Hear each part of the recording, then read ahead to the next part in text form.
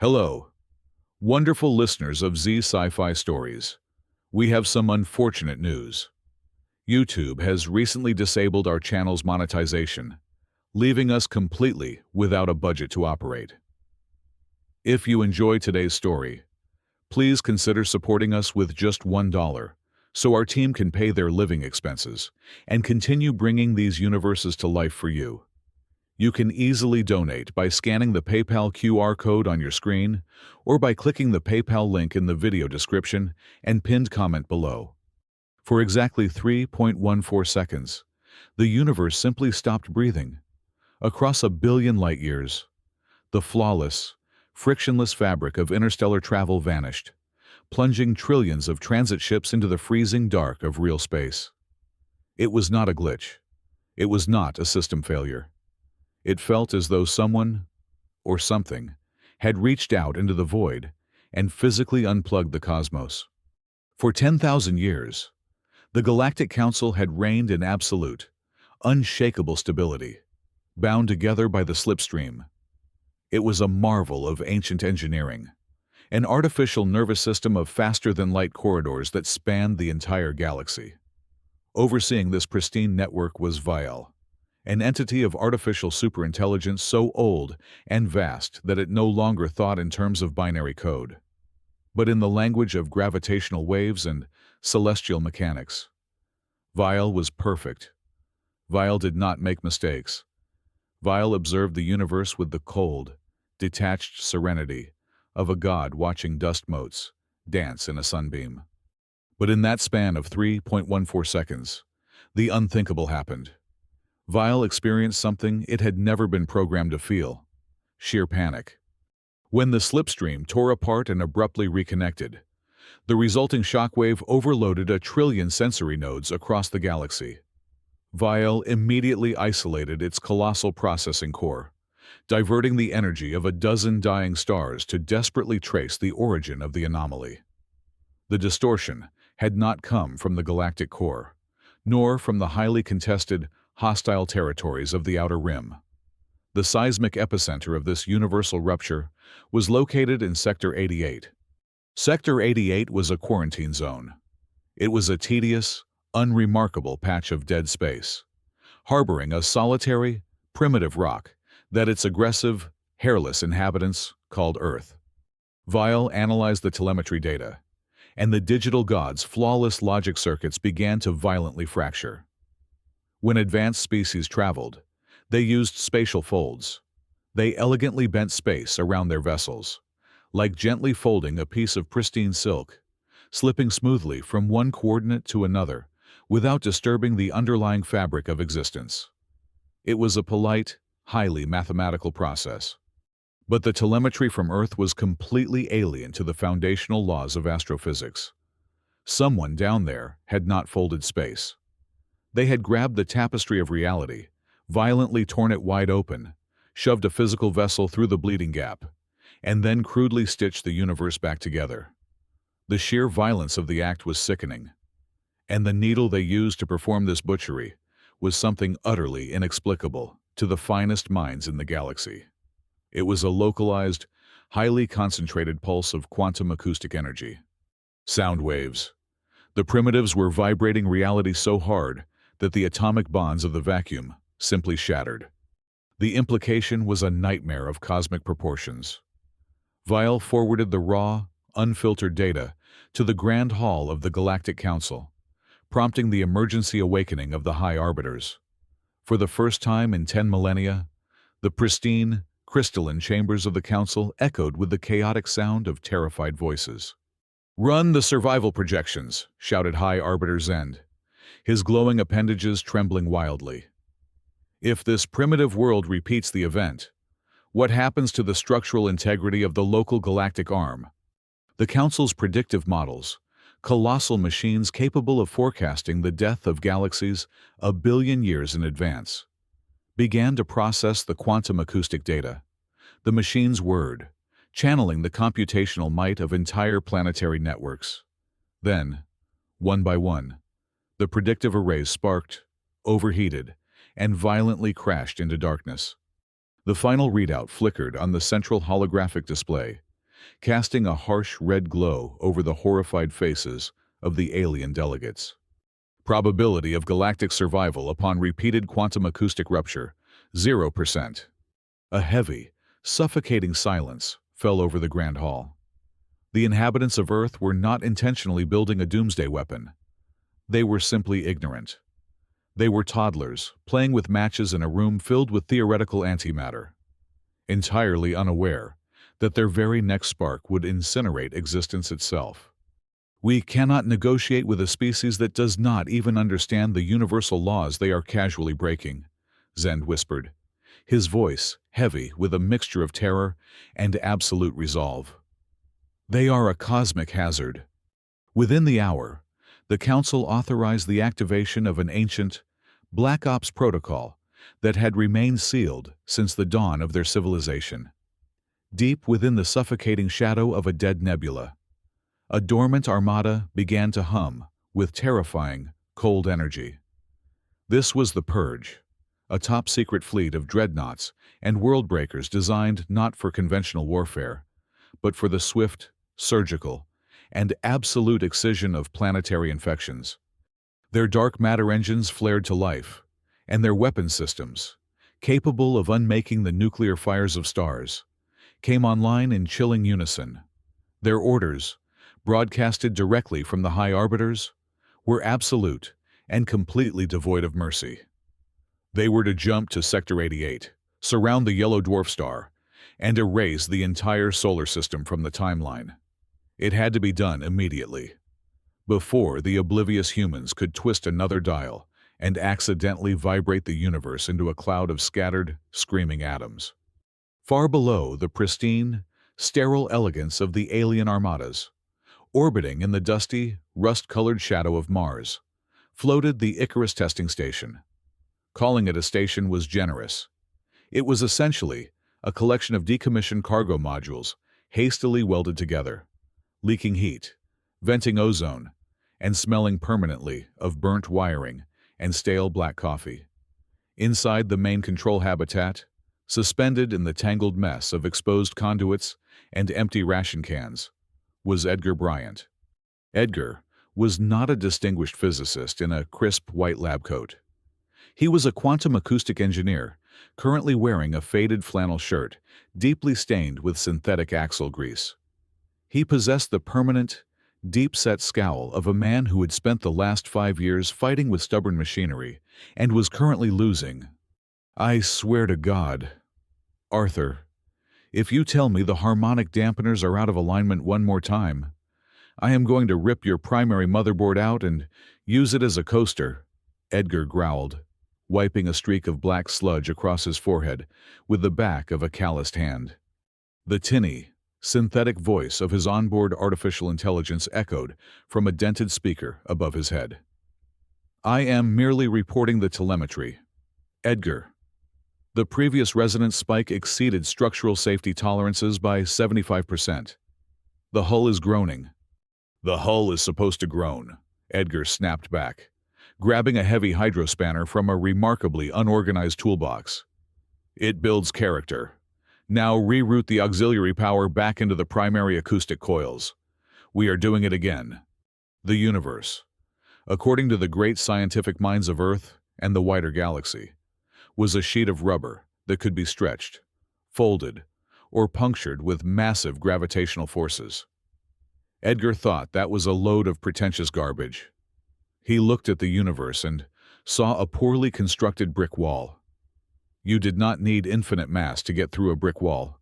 You just needed to find the mortar, find its resonant frequency, and shake the living daylights out of it until a crack appeared. That was the entire philosophy behind the massive, aggressively ugly piece of machinery taking up 80% of the station's hangar bay. He called it the Kronos Drive. It did not bend space. It did not generate wormholes. It was, in essence, the largest, most overpowered tuning fork ever conceived by mankind. By blasting a localized, ultra-dense field of quantum sound waves, the Kronos Drive simply vibrated the entire ship out of phase with normal reality, allowing it to slide smoothly through the microscopic cracks between atoms. Power levels reaching maximum capacity, Arthur announced, sounding distinctly nervous for an emotionless program. Targeting coordinates 10 light-years beyond the Oort cloud. Edgar, I must protest. The mathematics regarding our return trajectory are entirely theoretical. Mathematics are just opinions with numbers. Edgar grunted, slamming his heavy palm flat against the oversized red ignition button on the central console. The Icarus did not shoot forward into a blaze of glorious starlight. Instead, the entire station let out a deafening, bone-rattling mechanical scream. The metallic bulkheads blurred, vibrating so violently that the physical dimensions of the room seemed to smear like wet paint. A horrific screech, like heavy gears grinding without lubrication, tore through the vacuum of space, and then the station simply vanished. For exactly 2 minutes, the orbit above Mars was completely empty. Then, with a sound like a wet towel snapping against a sheet of corrugated iron, the Icarus violently popped back into existence. Smoke instantly began pouring from the primary ventilation shafts. Sparks showered down from the overhead light fixtures. The station tumbled slightly, its external stabilizers struggling to counteract the immense inertial shock. Edgar unbuckled himself from the command chair, coughing as a cloud of acrid white smoke drifted across the console. He did not look at the navigation computer. He did not look at the star charts confirming they had just instantly traveled 20 light-years round trip, shattering every known law of modern astrophysics and proving that humanity was no longer bound to the slow crawl of sublight engines. Instead, Edgar tilted his head to the side, his eyes narrowing into slits of pure, concentrated fury. He listened closely to the heavy, rhythmic thrumming coming from the engine room beneath the floorboards. "Arthur," Edgar said, his voice dangerously low. "Welcome back, Edgar," the AI replied, its speaker crackling. "We have successfully traversed 10 light-years and returned. You have officially revolutionized human history." "Arthur, listen to the main drive core," Edgar interrupted, aggressively pointing a grease-stained finger at the floor. "Listen to it right now." A beat of silence passed. "I am monitoring the acoustic output. Edgar, it is stable." "It is not stable," Edgar yelled, throwing his hands up in exasperation. "It is humming in B-flat. I spent 6 months tuning those quantum resonators. 6 months. It is supposed to sing in a perfect, clean C natural. A B-flat means the tertiary phase aligners are completely out of sync. It sounds like a dying walrus stuck in a garbage disposal." Before the AI could formulate a response about the monumental absurdity of complaining about musical pitch after conquering faster-than-light travel, the main communication console violently flared to life. The emergency override light flashed a brilliant, panic-inducing red. "Bryant. Are you there, Bryant? Answer the comms." The voice, roaring from the speaker, belonged to General Vance of United Earth Command, and the man sounded as though he was on the verge of a cardiac arrest. In the background, Edgar could hear the chaotic sounds of alarms, shattering glass, and shouting technicians. Edgar leaned over and slapped the receiver button. "I am a little busy right now. Vance, I have a major mechanical failure to deal with." "Mechanical failure?" The general screamed. "Bryant, what did you just do? Every seismic monitor on the planet just went completely insane. The oceans experienced a flash tide. We registered a global gravity shift of exactly 0.001%. Satellites are dropping out of orbit. Did you trigger a localized black hole?" Edgar rolled his eyes, picking up his heavy wrench and inspecting the teeth. "Oh, calm down, General. It was just a minor calibration error with the acoustic stabilizers. I told you the prototype would kick back a little static." "Static? You shifted the gravitational constant of Earth." "Look, I am going to have to call you back," Edgar sighed, already walking toward the heavy blast door that led down to the engine bay. "I need to get under the manifold and tighten the primary tension bracket before this thing cools down. Tell the boys at command to secure their coffee cups next time." Bryant out. He slammed his hand on the disconnect switch, cutting off the general mid-scream.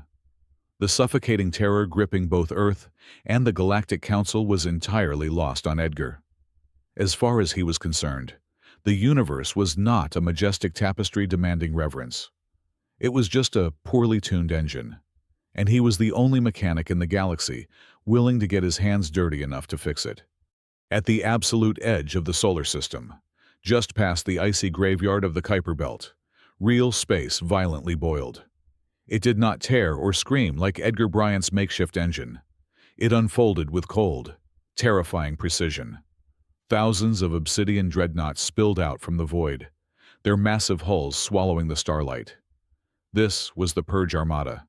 They formed a perfect, impenetrable blockade across the cosmic horizon, a wall of pure annihilation stretching for millions of miles. Deep inside the flagship, Supreme Commander Zaltar stood on the bridge, his 4 crimson eyes locked onto the tiny, miserable blue sphere floating in the distance. The weapons arrays of his fleet, cannons capable of reducing entire gas giants to scattered ash, thrummed with hypercharged plasma. Zaltar raised a scaled hand, and the communication officer opened a universal broadcast, overriding every single frequency, satellite, and digital network on Earth. The Supreme Commander spoke, his voice a deep, synthesized rumble that vibrated through every television, radio, and smartphone on the planet. "Inhabitants of Earth," Zaltar boomed, the sound dripping with ancient authority. "You have recklessly violated the structural integrity of the cosmos. By the decree of the High Arbiters, you are hereby ordered to power down all technological installations immediately and surrender yourselves to universal judgment. Any resistance, any delay, or any further temporal disturbances will result in the immediate and total vaporization of your solar system. You have exactly 10 minutes to comply." Down on Earth, absolute pandemonium erupted. World leaders, generals, and diplomats descended into screaming matches, desperately trying to establish a two-way connection. They begged for negotiations, crying out into the dark that they had no idea what they had done, or who they were even apologizing to. Panic swept through the streets as the countdown began. Meanwhile, floating safely above the atmospheric chaos, the Icarus testing station was blissfully quiet.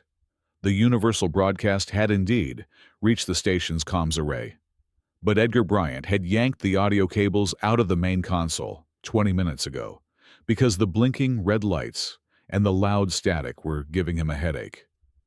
He was currently lying on his back on a greasy crawler board, wedged underneath the massive housing of the Kronos drive. A heavy flashlight gripped tightly between his teeth. "Arthur," Edgar mumbled around the metal casing of the flashlight. "What is the current resonance dampening capacity?" "The dampeners are currently rated for a maximum of 95% operational stress." "Edgar," the AI replied, its voice now routing through a small, battered speaker on Edgar's tool belt. "I must inform you that our visual sensors detect a massive flotilla of unidentified, hostile vessels at the edge of our system. They appear to be charging weapons of mass destruction." "Ignore them," Edgar grunted, violently wrenching a massive steel bolt tight. "It is probably just cosmic rays messing with the optics again. Or space junk. I do not care. I am not letting this engine beat me. Arthur, the only way to clear out a persistent B-flat harmonic is to push the primary coils past their threshold and blow the quantum carbon buildup out of the exhaust baffles." "Edgar, pushing the coils past their threshold is highly unadvisable and violates 70 different protocols of basic survival." Edgar slid out from under the machine, wiped his black, grease-stained hands on his pants, and marched over to the main control panel. He grabbed the heavy, industrial-grade dial that governed the power output and cranked it violently to the right. He bypassed the safety limiters, ignoring the flashing warning signs that popped up across his monitor, and set the dial firmly to 120%. "We are going to rev the engine," Edgar declared, his eyes gleaming with the manic determination of a mechanic who just wanted his machine to sound right. Back at the edge of the system, Zaltar watched the timer count down to absolute zero. The miserable humans had not powered down. In fact, his highly advanced sensors indicated a massive surge of completely unidentifiable energy building up near the fourth planet. "Ah, fools," Zaltar sneered, crossing his arms behind his back. "They choose death. Charge the stellar annihilator. Fire a warning shot at their moon. Let them see their doom before they experience it." The flagship's central cannon ignited, burning with the intensity of a newborn star. A beam of pure, condensed antimatter erupted from the barrel, tearing through the vacuum of space at near light speed, aimed directly at the lunar surface. It was an unstoppable force of nature, a weapon that had silenced billions of rebellious worlds over the millennia. At that exact same second, Edgar slammed his fist onto the ignition button of the Kronos drive. The Icarus did not jump through space, because Edgar had bolted the chassis down to the orbital tethers and was running the machine at 120% capacity. The station simply stayed in place and screamed. A catastrophic, expanding shockwave of pure quantum acoustic resonance blasted outward from Mars. It moved at a speed that completely defied physical logic. A silent, invisible tsunami of vibrating reality. The shockwave slammed into the antimatter beam. It did not block the attack. It simply vibrated the quantum states of the weaponized plasma until the violent energy unraveled at the subatomic level. The blinding beam of cosmic destruction instantly diffused into a harmless, sparkling cloud of pink static electricity that drifted lazily across the stars like cheap festival fireworks. The wave continued outward, washing over the entire Purge Armada. It did not shatter their heavy armor or incinerate their crews. Instead, the perfectly tuned harmonic pulse violently disrupted every single plasma conduit, energy shield, and dark matter reactor in the alien fleet. In the span of a single heartbeat, the terrifying, unstoppable armada went entirely dark. Their engines died. Their defensive shields evaporated. Their planet-killing weapon arrays powered down with a pathetic, descending electronic sigh. Thousands of the galaxy's most lethal warships were instantly reduced to floating, powerless metal bricks drifting aimlessly in the cold void. Zaltar stood in the pitch-black darkness of his command bridge, his crimson eyes wide with an emotion he had never known in his 3 centuries of military conquest. Absolute, paralyzing confusion. Back on the Icarus, Edgar leaned over the console, cupped his ear, and listened to the massive engine humming beneath the floorboards. It was a beautiful, crystal clear, uninterrupted C-natural. "There," Edgar said, smiling with immense, quiet satisfaction. "That sounds much better." The absolute silence of dead space was the most humiliating sound Supreme Commander Zaltar had ever endured. For exactly 47 hours, the pride of the Galactic Council drifted completely powerless in the dark, their life support running on rudimentary chemical backups. The mighty conquerors were freezing, gasping for recycled air, and utterly at the mercy of the primitive apes they had come to exterminate. With no other options, Zaltar swallowed his immense pride. He authorized the launch of a single, unarmed diplomatic shuttle, manually cranked through the launch bay doors, to formally request a truce and investigate the nature of the ultimate weapon that had paralyzed them. The Council dispatched their 3 most brilliant theoretical physicists, beings composed of elongated, crystalline limbs and pulsing violet neural sacs. They approached the rust-covered orbit of Mars, expecting to find a colossal, heavily fortified dark matter forge, a station radiating with forbidden and terrifying energies. What they found was the Icarus. The boarding tube squeaked violently as it attached to the station's primary airlock. When the heavy blast doors hissed open, the alien delegates braced themselves for the horrifying majesty of human engineering. Instead, they found Edgar Bryant standing on a cracked plastic bucket, aggressively wrapping a thick layer of silver duct tape around a violently hissing coolant pipe. "Hold on a second," Edgar grunted, not even bothering to look down at the towering alien dignitaries. He bit off a piece of the thick tape, slapped it over the leak, and smacked it twice with his heavy steel wrench. The hissing abruptly stopped. Edgar sighed, stepped off the bucket, and wiped his hands on his already ruined flannel shirt. "All right. You the guys from the spaceships General Vance said somebody was coming up to look at the drive."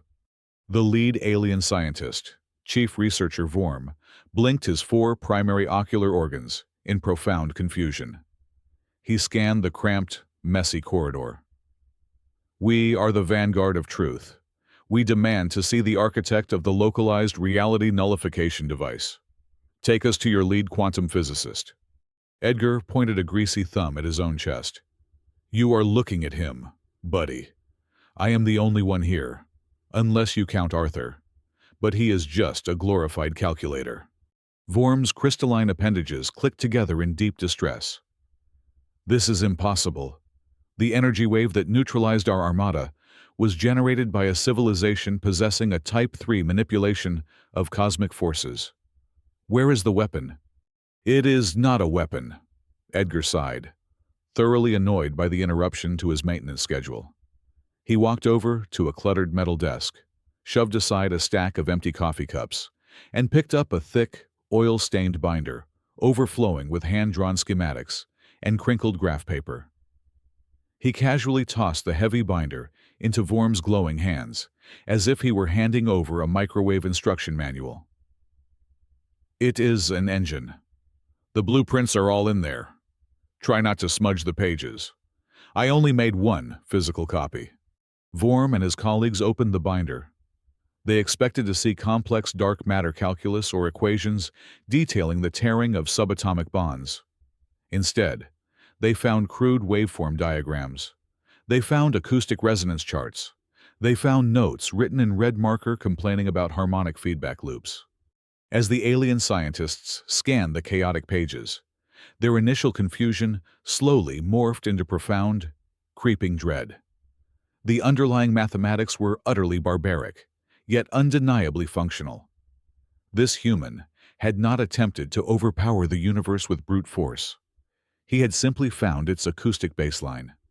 "By the ancestors," Vorm whispered, his violet neural sacs dimming in sheer terror. "He is using the primordial frequency." "The what now?" Edgar asked, leaning against the main console and picking dirt from under his fingernails. "The primordial frequency," Vorm repeated, his voice shaking with absolute horror. "It is a theoretical concept, the absolute foundational vibration of existence, the base note left over from the birth of the universe. Our greatest minds concluded it was physically impossible to replicate without harnessing infinite energy. But you have bypassed the energy requirement entirely. You built a localized resonance chamber to artificially mimic the frequency."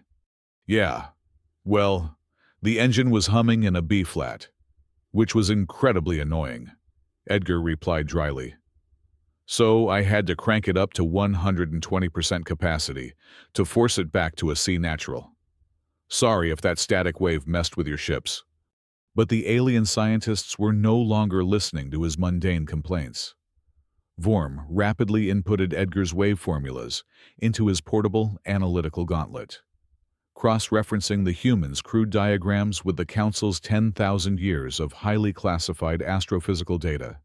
Specifically, Vorm compared Edgar's frequency charts with the foundational architecture of the slipstream network, the undisputed crown jewel of their galactic civilization. The gauntlet chimed, projecting a holographic three-dimensional map of the galaxy into the cramped, greasy room. The shimmering lines of the slipstream network illuminated the dark space.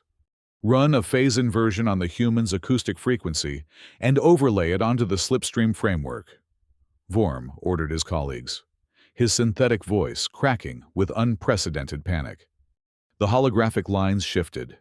The elegant, glowing corridors of the transit network suddenly inverted.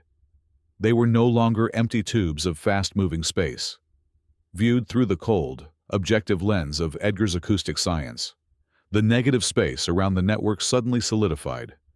The true nature of the architecture was finally laid bare.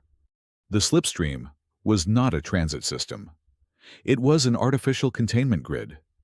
The glowing corridors were merely the hollow spaces between solid, impenetrable bars of hard light and gravitational static.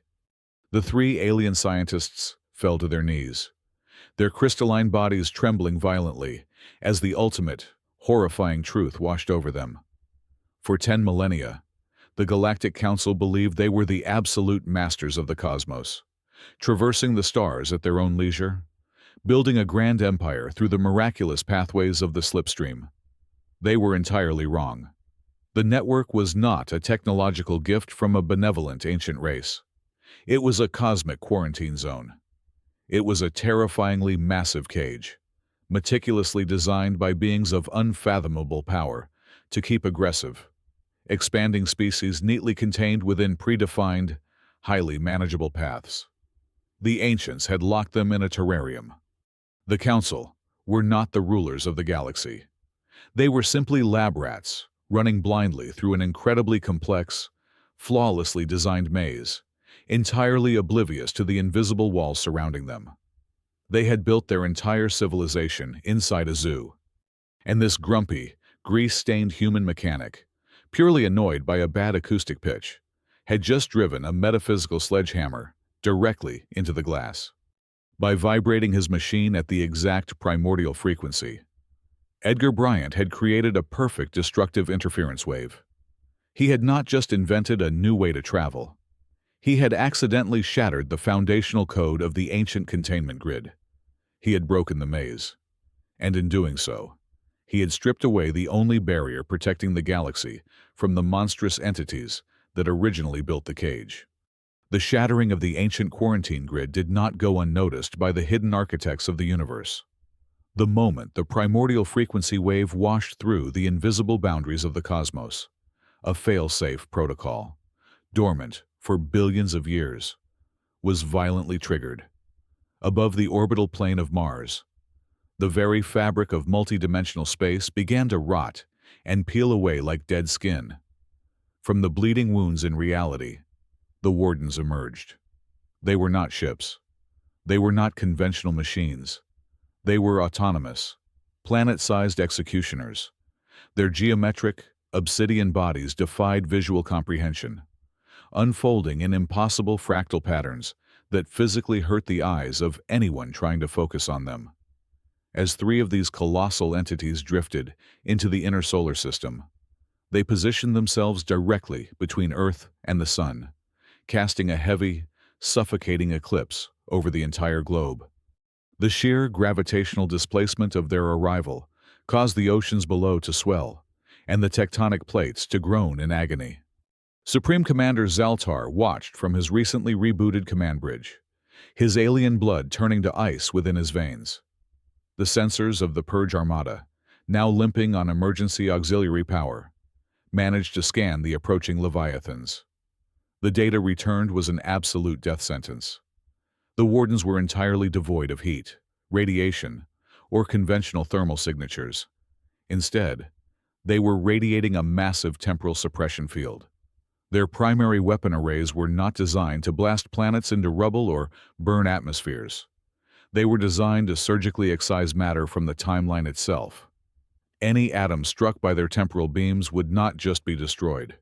It would be retroactively erased from existence, as if it had never been born in the fiery heart of a star.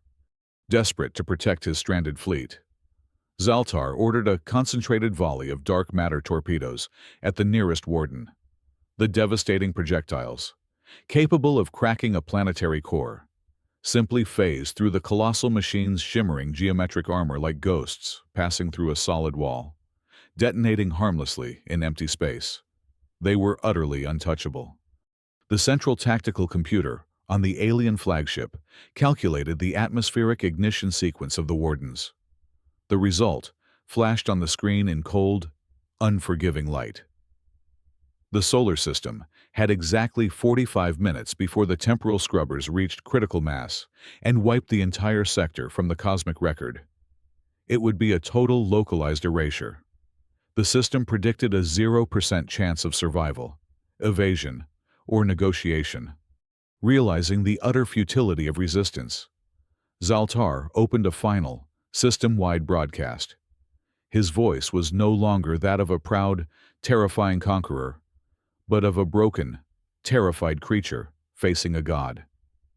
"Inhabitants of Earth," he spoke, the heavy resignation echoing across the doomed blue planet. "You have broken the sacred cage and awakened the architects of our imprisonment. Their armor is absolute. Their weapons are divine. There is no mathematical possibility of survival. Cease your panicked scrambling. Hug your loved ones. Pray to whatever deities you hold dear, and accept the great cleansing. It is over." Down on Earth, military command centers collapsed into weeping chaos. Global leaders slumped in their chairs. Billions of people stopped running, looked up at the blackened, eclipsed sky, and waited for the end of time. Up on the Icarus testing station, absolutely nobody was praying. The three alien scientists had collapsed onto the greasy floorboards of the control room, paralyzed by the sheer, existential horror of the apocalypse they had just uncovered. But Edgar Bryant was completely ignoring the giant, world-ending machines looming outside his cracked viewport. He was aggressively tapping his primary monitor with the rubber handle of a screwdriver. He was not looking at the physical size of the wardens or contemplating the terrifying nature of their temporal weapons. He was looking directly at the raw acoustic telemetry data pouring into the Kronos Drive's sensor array. He wiped a thick smudge of grease off the screen, his bushy eyebrows knitting together in extreme, localized annoyance. The apocalyptic dread, gripping two entirely separate civilizations, was completely lost on him. "Arthur!" Edgar barked over the sound of the alien scientists whimpering on the floor. "Run a spectral analysis on the ambient radiation coming off those oversized geometric paperweights outside. Filter out all the visual noise and isolate their core vibrational output." A tense moment passed before the artificial intelligence replied. "Analysis complete. Edgar, the entities are emitting a highly complex, multi-layered resonance field that defies standard quantum mechanics. However, beneath the exotic energy signatures, their foundational operational frequency is surprisingly rudimentary."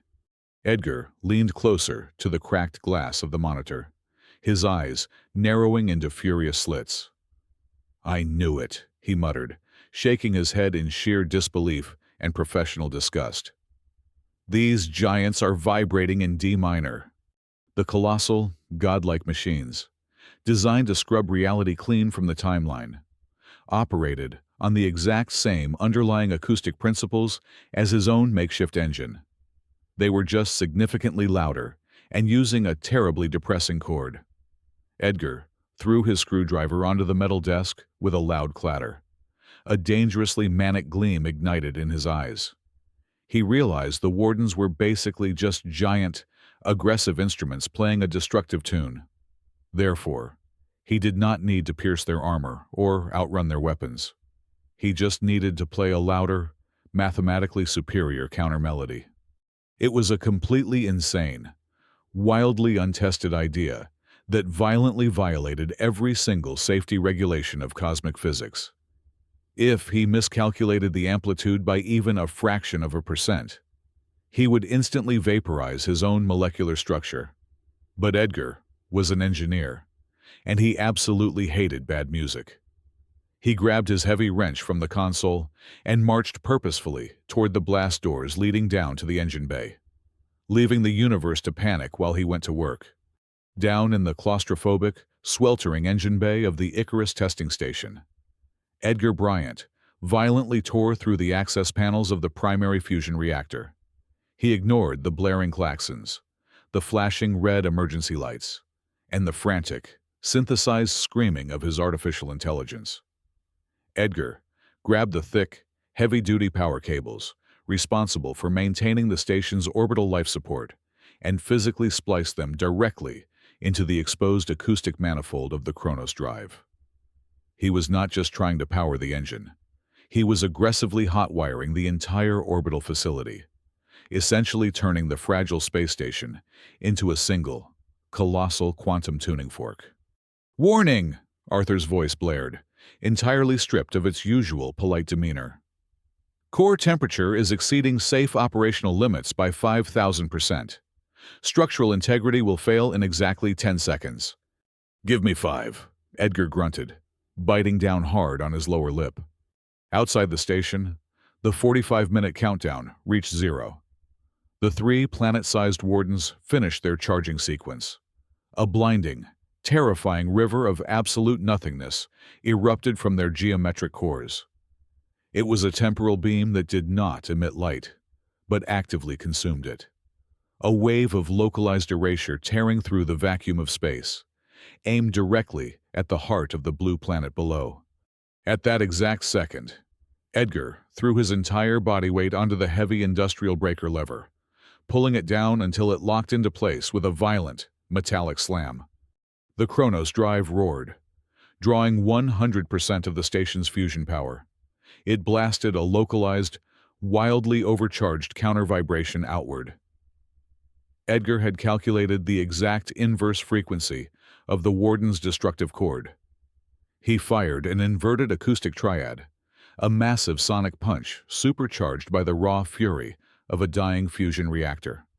The 2 waves collided in the hard vacuum of space, just thousands of miles above Earth's atmosphere. There was no fiery explosion. There was no blinding flash of cinematic glory. Instead, there was a profound, galaxy-shaking stabilization. The reality-erasing beam of the wardens simply froze mid-flight. The aggressive, chaotic vibrations of the ancient machines collided head-on with the perfectly tuned, unyielding counterpitch of human engineering. The opposing frequencies overlapped, intertwined, and then, in a moment of sublime cosmic physics, they completely canceled each other out. The ancient, primeval programming of the wardens, a relentless cycle of aggression that had remained completely unbroken for billions of years, was instantly nullified by pure harmony.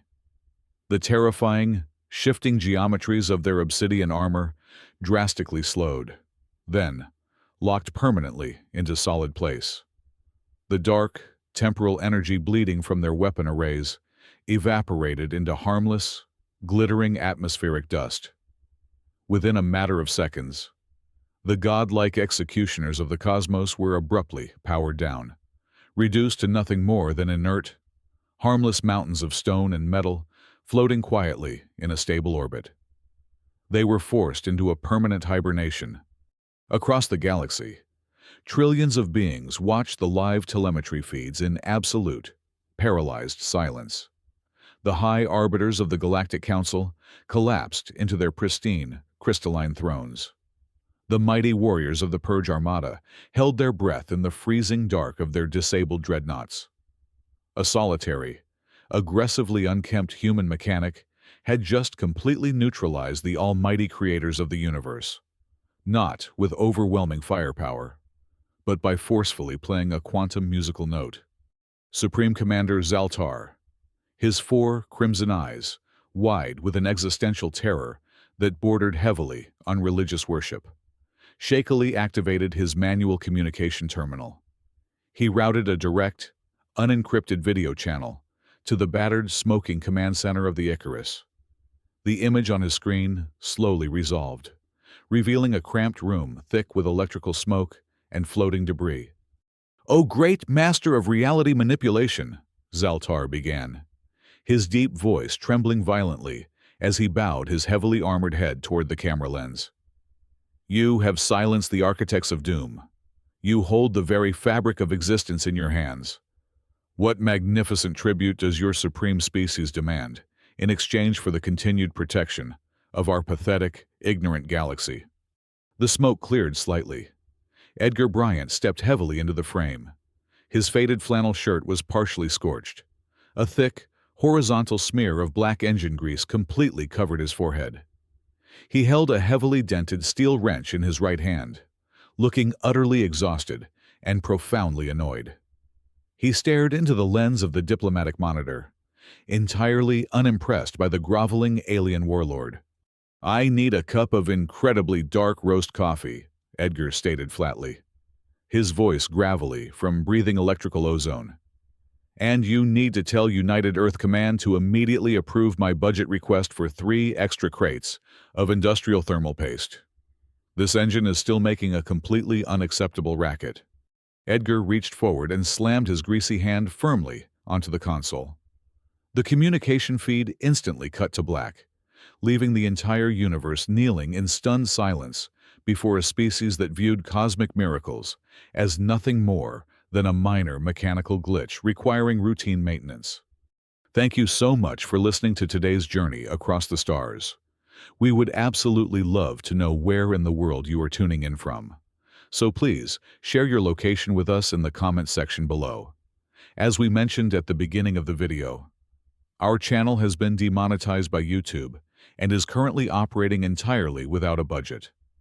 If you found yourself captivated by this story and wish to help us out, a donation of just $1 would mean the absolute world to us.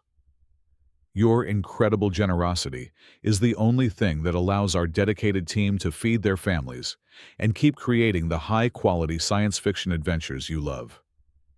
You can easily support us by scanning the PayPal QR code currently displayed on your screen, or by using the PayPal link provided in the video description and the pinned comment. From the bottom of our hearts, thank you for being the absolute best audience in the universe.